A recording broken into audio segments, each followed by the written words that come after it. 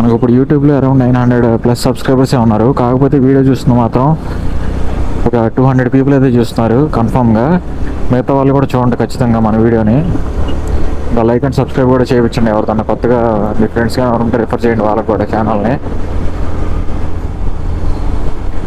నా బైక్ గురించి అయితే, కొత్త బైక్స్ గురించి అయితే వీడియోస్ ఆటోమేటిక్గా వెళ్తున్నాయి ఆల్మోస్ట్ ఒక 3+K.